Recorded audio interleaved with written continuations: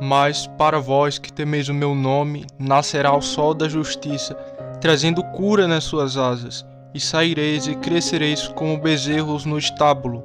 Malaquias capítulo 4, verso 2.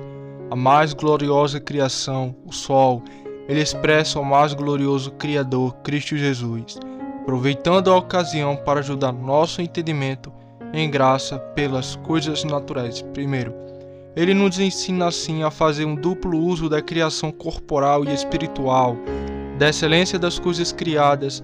Ele eleva nossas mentes para considerar a excelência do Criador. Então, se essas coisas têm beleza e força e são confortáveis, quanto mais é aquele que dota essas coisas com essas qualidades. Assim como os rios levam ao mar, essas coisas criadas deveriam nos levar à gloriosa majestade de Deus. Mas a observação principal é mais a observação de que Cristo é o sol da justiça, que Cristo é o sol. Pois assim como por natureza não houve dolo encontrado em seus lábios, então ele é habitual e realmente justo. Ele é sabedoria, justificação, santificação e redenção. Ele é comparado ao sol, porque primeiro como toda luz foi reunida no corpo do sol, e dele é comunicada a nós, sim aprove a Deus que nele habitasse a plenitude de toda excelência. Portanto, aqueles que buscam a perfeição em Cristo procuram a luz sem o sol. Em segundo lugar, como existe apenas um sol, existe apenas um sol de justiça. Portanto, que necessidade há de duas cabeças ou três maridos? É preciso ser adúltero. Cristo faz tudo por seu Espírito, que é seu vigário. Não é necessário outro vigário, embora existam milhares de mundos. Terceiro, assim como o sol está acima no firmamento, assim Cristo é exaltado nas alturas para transmitir suas graças e virtudes a todo o seu povo aqui embaixo. Assim como o sol transmite vida e vivifica a terra, sim, e todas as coisas que nela existem, embora sejam apenas um sol. Em quarto lugar, assim como o sol atua amplamente em todas as coisas aqui embaixo, Cristo também o faz. Em quinto lugar, assim como o sol é a fonte de luz e o olho do mundo, Cristo é a fonte de toda a luz espiritual. Eu sou a luz do mundo, diz ele em João capítulo 8, verso 12. Ele era aquela luz que ilumina o mundo, diz São João sobre ele. Por isso Zacarias o chama de o amanhecer do alto.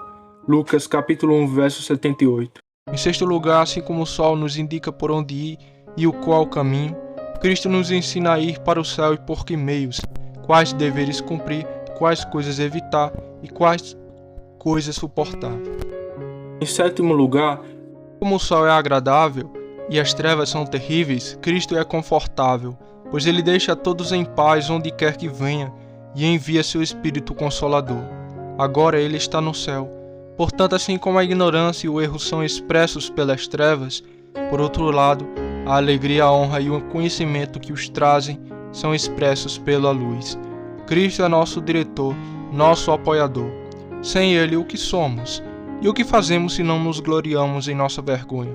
Em oitavo lugar, pelos raios do sol são transmitidas influências para trazer as coisas crescentes, para distinguir os tempos e as estações.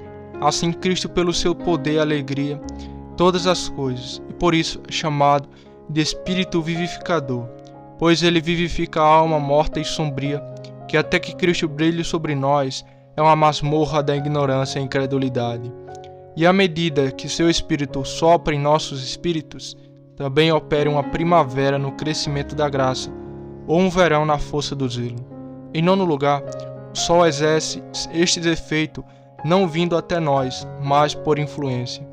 E seremos nós, então, tão estúpidos a ponto de imaginar que Cristo necessariamente deve vir corporalmente para nós no sacramento, ou que não há outra obra do Espírito por meio dessa ordenança. Pode o sol ser tão poderoso em operação por natureza, e este sol da justiça não será mais poderoso pela influência de seu Espírito para nos confortar e vivificar? Embora ele venha, não se transformou em um pedaço de pão?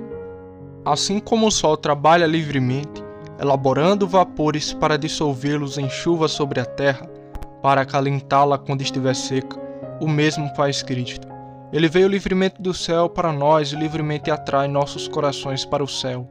que não pode subir lá, a não ser pelo seu poder exaltador. É escória e esterco.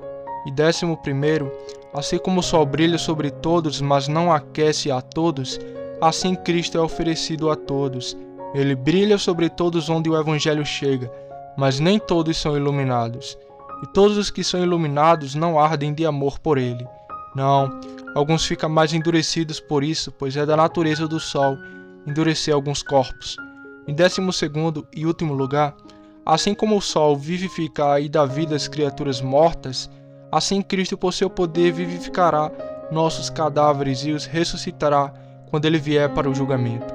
E apesar de todos esses detalhes, ainda assim ele não é sempre assim, pois o sol brilha igualmente sobre todos. Mas Cristo não faz isso, pois muitos estão nas trevas eternas, apesar desta luz. Ele é misericordioso, mas muitos estão na miséria.